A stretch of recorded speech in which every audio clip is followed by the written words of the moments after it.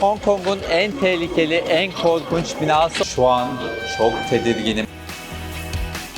Dünyanın en kalabalık yeri arkadaşlar. Benim kullandığım kamera bu.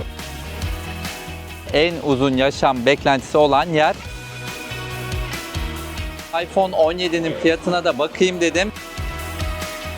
Şimdi tadına bakacağız. Acı da olabiliyormuş. Peki Hong Kong bir ülke mi?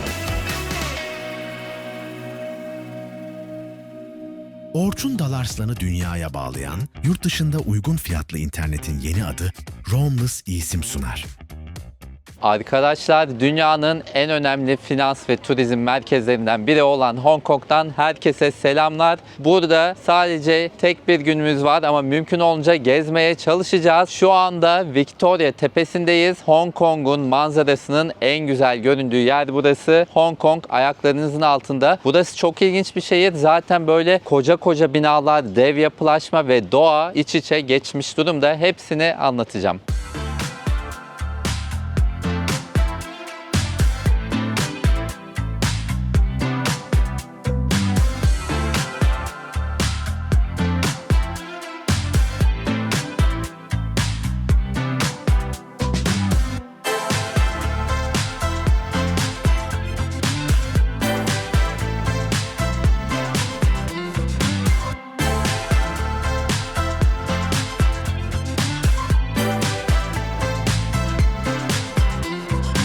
Hong Kong'a biz 10 gün önce gemi turunun başlangıcı için geldik ve bu şu anda ikinci gelişimiz. O zaman da bir gece kalmıştık, bugün hiç kalmıyoruz ve en çok dikkatimi çeken şey ne biliyor musunuz? İnsan kalabalığı. O kadar kalabalık ki çok küçük bir alanda 7,5 milyon kişi yaşıyor arkadaşlar ve nüfus yoğunluğu açısından dünyanın en kalabalık yerlerinden birisi. Hong Kong 3 ayrı bölgeden oluşuyor. Biri bizim bulunduğumuz Hong Kong adası, diğeri Kowloon Yarımadası ve Yeni Topraklar denen daha sakin nüfusun olduğu yer ve dağlık da bir alan olduğu için arkadaşlar bu bulunduğumuz Hong Kong adasında nüfus yoğunluğu kilometre kare başına 16.000 kişi. Kowloon ise daha kötü. Sonrasında oraya da gideceğiz. Orada ise kilometre kare başına tam 49.000 kişi düşüyor. Şaka gibi.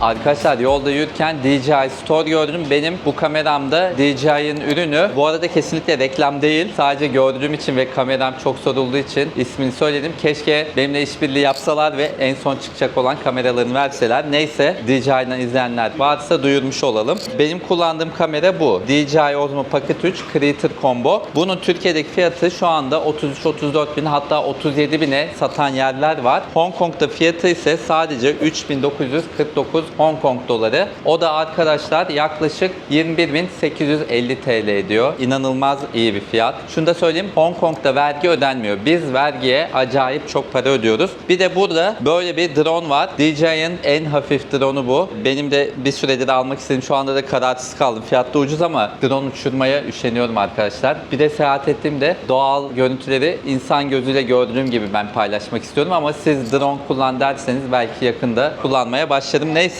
bunun fiyatına geliyorum. DJI Neo 2. Bunun Türkiye fiyatı 27.000-28.000 TL civarlarında. Burada ise 2.789 Hong Kong doları. O da yaklaşık herhalde 15-16.000 TL civarı ediyor. Çok çok iyi fiyat. Ben akşam gezene kadar düşüneceğim. Bunu alsam mı almasam mı? Bir de şöyle yeni nesil Mic 3. Benimki bakın daha büyük. Buna göre daha ucuz, daha küçük bir mikrofon çıkarmış ve ikili set ve iPhone'da da kullanabiliyorsunuz böyle bir cihaz takarak. Bunun ikilisi de 2089 Hong Kong doları, yani 10.000 TL'den fazla, 11.000 TL. Bunu alıp almamakta yine çok kararsızım. Ama Türkiye'de benimki gibi şu eski modeli bile 8.000-9.000 TL'ye satıyorlar ve teklisini.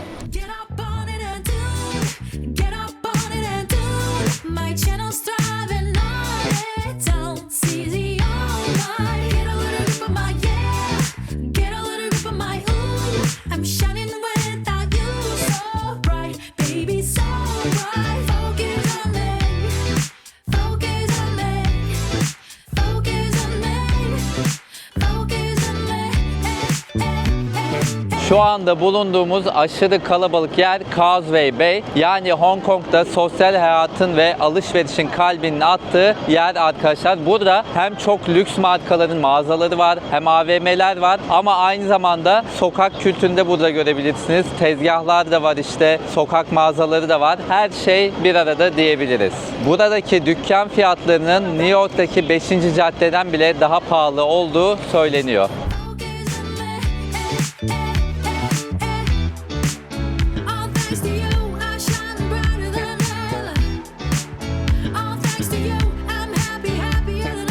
Hemen bir gözlemimi de paylaşmak istiyorum. Japonya'da mesela çok kalabalık bile olsa sokaklar, insanlar böyle hem gözünüzün içine bakmıyor, temas kurmuyor, hem böyle kenara çekiliyor, böyle bir yol veriyor falan. Burada ise tam tersine böyle üstünüze yürüyüp çarparak geçiyorlar size hep.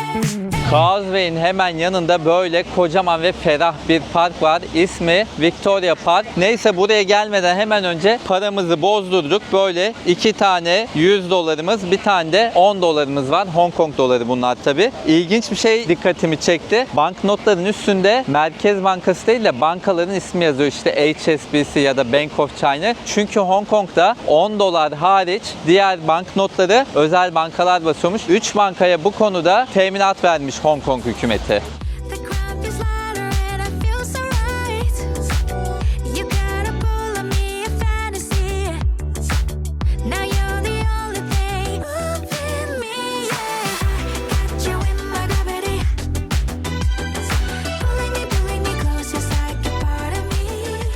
Sokaklarda durmadan yanınızda koşan birileri var ama spor için olan koşudan bahsediyorum. Bu parkta da o kadar çok spor yapanlar var ki, yaşlı teyzeler, amcalar da dahil. Bu onları çok sağlıklı kılıyor arkadaşlar. Ayrıca zaten yedikleri yemekler, noodle'lar, sebzeler vesaire olsun, bunlar da çok sağlıklı. O yüzden Hong Kong dünyada en uzun yaşam beklentisi olan yer. Kadınlarda 87 yıl, erkeklerde ise 81 yıl ömür beklentisi var. Buradan sonra en yüksek yer ise Japonya.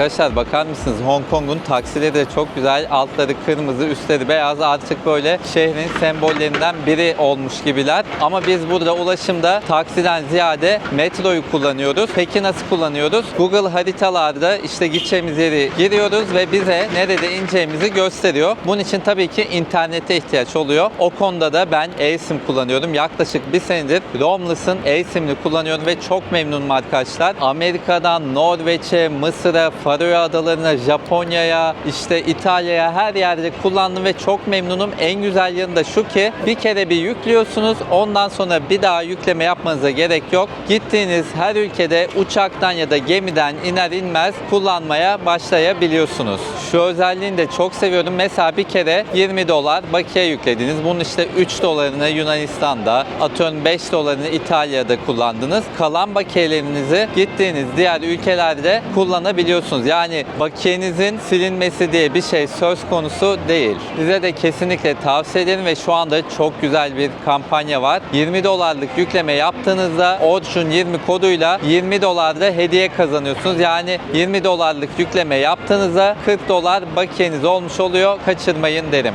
Roamless'ı indirebileceğiniz linki ve kampanya detaylarını video altındaki açıklamalara yazacağım. Mutlaka göz atın.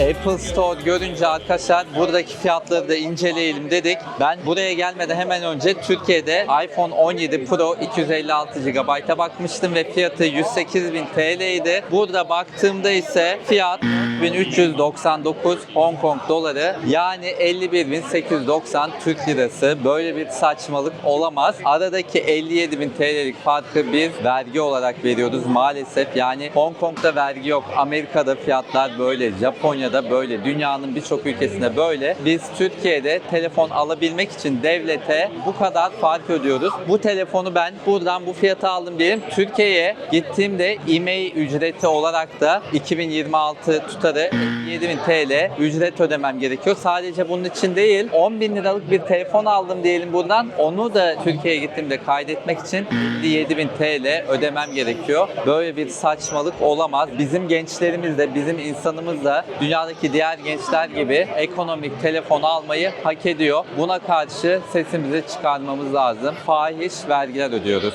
Düz iPhone 17'nin fiyatına da bakayım dedim. 256 GB yine fiyatı 6.899 Hong Kong doları, yani 38.000 TL ediyor. Bu arada arkadaşlar bir Hong Kong doları 5,5 Türk lirası. Yani fiyatlar için artık daha fazla söyleyecek söz bulamıyorum. Yorum sizin. Now you're the only thing moving me, yeah.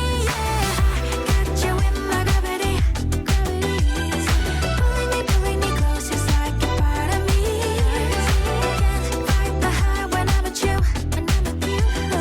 You're my fire, baby, lighting up you. Hong Kong'da metroya kredi kartınızla binebiliyorsunuz. Binerken de inerken de basıyorsunuz. Gün sonunda ne kadar mesafe gittiyseniz ona göre ücret çekiyor. Biz ilk geldiğimiz gün burada 4 ayrı defa bindik ve totalde sadece 1.73 dolar kesmiş bizden, ki uzak mesafede gitmiştik. Got you in my gravity, pulling me close, just like a part of me. Can't fight the high when I'm with you. You're my fire, baby, lighting up the moon. I got you in my, pulling me close, gravity. I got you in my, pulling me close, gravity. Got you in my, got you in my, got you in my gravity. Got you in my, got you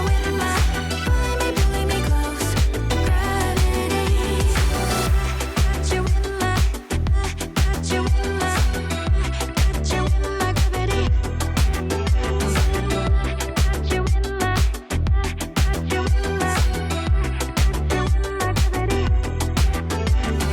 Burası Kowloon Yarımadası'nın en popüler yeri olan Tsim Sha Tsui. Bu sahil şeridinden Hong Kong adası görünebiliyor. Şu arkamdaki dev gökdelenin hemen arkasındaki tepe sabah gitmiş olduğumuz Victoria Tepesi ve çılgın gibi bir kalabalık var. Yani Hong Kong zaten kalabalık. Burada üstüne bir de inanılmaz bir turist kalabalığı var. Herkes deli gibi fotoğraf çektiriyor. Hatta araya biz de kaynadık. Gelip işte Çinli turistler bizlerle de fotoğraflar çekindi.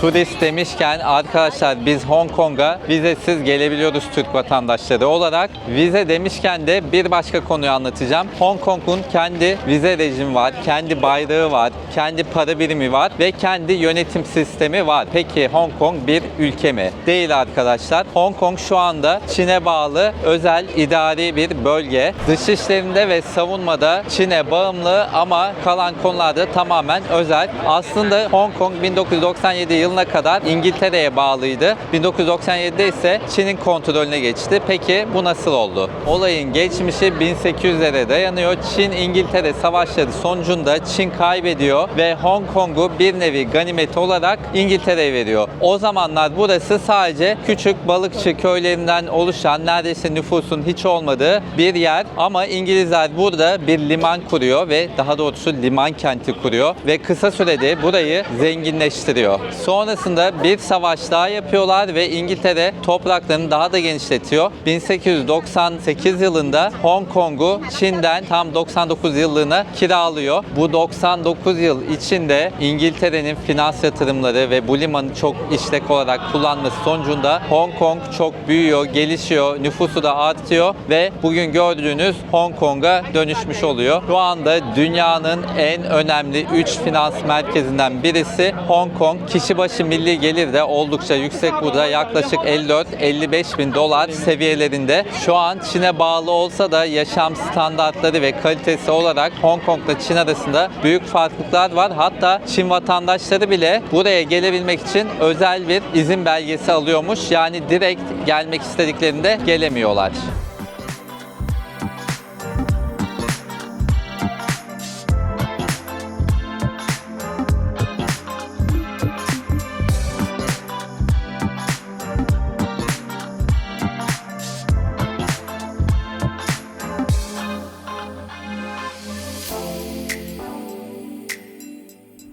Bu gördüğünüz bina yani Chungking Mansion YouTube'da hep Hong Kong'un en tehlikeli, en korkunç binası olarak anlatılıyor. Şimdi gidip kendim deneyimleyeceğim. Bakalım gerçekten öyle anlatıldığı kadar tehlikeli ya da korkunç mu?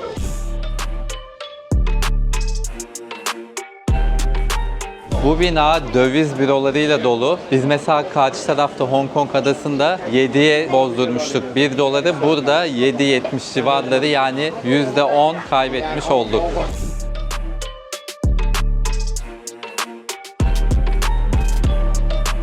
Döviz büroları dışında çok fazla işte böyle Hint dükkanları mı denir buna bilmiyorum. Hint marketçiler var. Hello, how are you? I have a question. Do you stay in this building or just the shop? Yes. People say this is the most dangerous building in Hong Kong. Is it true? No, no. Why they say it?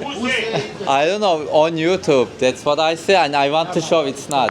Arkadaşlar bu binada Hong Kong'dan çok burada yaşayan yabancılar, yani işte Bangladeşliler, Filipinliler, işte Pakistanlılar, Nepalli, az önce bize laf atmış Nepalliler. Onlar yaşıyor. Belki o yüzden böyle insanlar tehlikeli falan diyor ama ben henüz tehlikesini göremedim. Asansörlerden farklı katlara, farklı bölgelere çıkılıyor. Şimdi ona da bir bakacağız.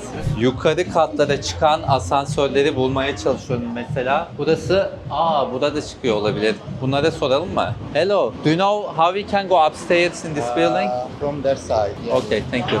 Where are you from? Turkey, you? I'm from Pakistan. Pakistan, nice. How long have you lived here? 15 years. 15 years. They say it's dangerous in this building. Is it? No.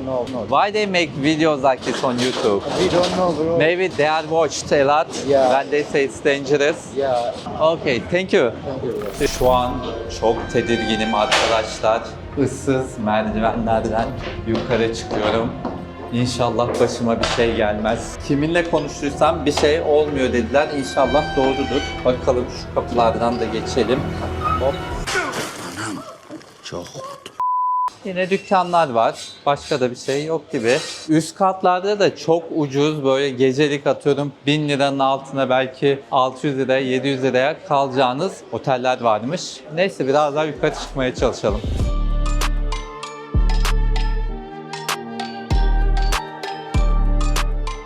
Arkadaşlar ta 16. kata kadar geldik. Henüz tehlikeli bir şey göremedik. Her yer zaten böyle ışıl ışıl. Bir de kameralar da var. Konaklama seçenekleri var. Bilmiyorum, belki biz yanlış yerindeyiz. Ama henüz bir tehlike göremedik bu binada. Hayal kırıklığına uğramış bir şekilde iniyoruz aşağıya. Başka katları da şimdi göstermeye çalışacağım. 15'teyiz. Bir aralardan 10. kat falan da göstereyim size. Bilmiyorum, şu an gerçekten üzüldüm mü diyeyim. Çünkü beklentimi karşılamadı. Şimdi de 11. kattayız. Bir de buraya bakalım. Burası da böyle pırıl pırıl. Acaba bu kapıların birini gizlice açıp bizi içeri mi çekecekler? Böyle bir şey olabilir mi? Burası da çok korkunç, inanılmaz. Çok şu an titriyorum. Burası nereye çıkıyor acaba? Birilerini bulduk. Hello, how are you? Do you live in this building? I have a question. They say this building is dangerous. Is it? Who said? I don't know. On YouTube, I don't see any danger now. That is a rumor. Yeah, that's a rumor. I don't know why. Where are you guys from? I'm from India. And we are from Turkey. Nice to meet you. Salam alaikum. Aleykümselam. You Muslim Indians. Nice to meet you. See you guys. Gördüğünüz arkadaşlar ne kadar gayet güler yüzlü. İnsanlar herhalde bir bakınca korkuyorlar ama gayet iyi insanlar.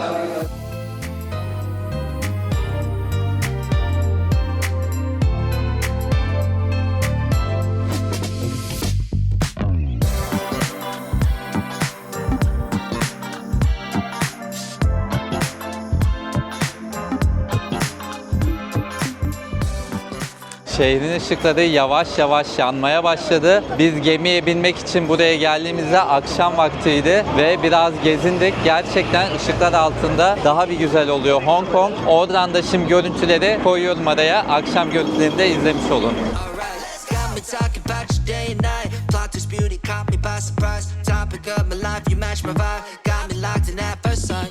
Tell me, is it wrong to feel this right? Super effective, you're just my type. City like love, but my focus is clear. Every year you and me, that's all I wanna hear. Not get lit, then me match. Follow you. Man, 하나도 계속 춤춰. 시간은 계속 흘러. 근데 우리 멈춘 듯. 빠져들면서도 한 발짝은 남겨줘. 둘만의 날 보고 식은 너의 표정 다른 건 눈에 안 들어와 눈을 배려 해도 네가 웃어도 마주친 그 순간 Hong Kong'un şimdiye kadar gösterdiğim kalabalığını unutun. Zira şu an bulunduğumuz yer yani Mong Kong değil sadece Hong Kong'un dünyanın en kalabalık yeri arkadaşlar. Kilometre kare başına Mong Kong'da 130 bin kişi düşüyormuş ve bu konuda Guinness Rekorlar kitabına bile girmiş.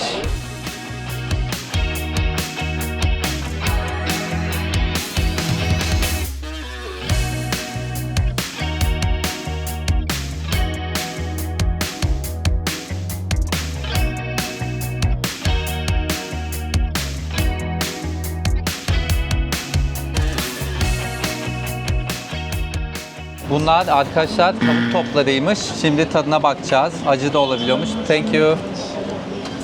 Thanks to you. Evet 20 dolara. Bu arada 20 dolarımız da olmuş oldu. Bunu da göstereyim. Hemen tadına bakıyorum. Bunun Çince ismi de yudanmış. Böyle sopalarla kürdan gibi, büyük kürdan gibi sopalarla yeniyor. Tarif edecek bir tat bulamadım. Kötü değil. Biraz acısı da var. Asitlimsi bir... Nasıl tarif edeceğiz bu bilemedim valla ama fena değil. Güzel.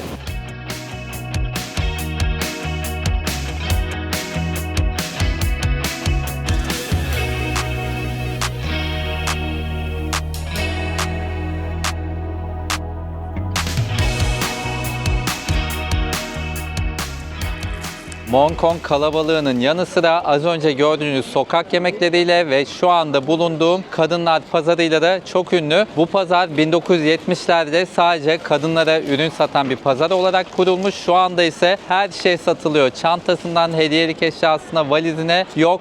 Burada tek kural pazarlık yapma. Biz Türkler zaten bu konuda çok iyiyiz. Bir sıkıntı yaşayacağımızı sanmıyorum. Mesela bunların fiyatını sordum arkadaşlar. Magnetler. Başta dedi ki 29 dolar. Yok dedim olmaz çıkıyorum dedim. Pat diye ben pazarlık yapmadan 10'a düştü. Bunların tanesini 10'a yani 55 TL'ye almış oldum. Viniları şehrin merkezi yerinde 30 ya da 40 dolardı. Öyle düşünün bu Ladies Market gerçekten çok avantajlı.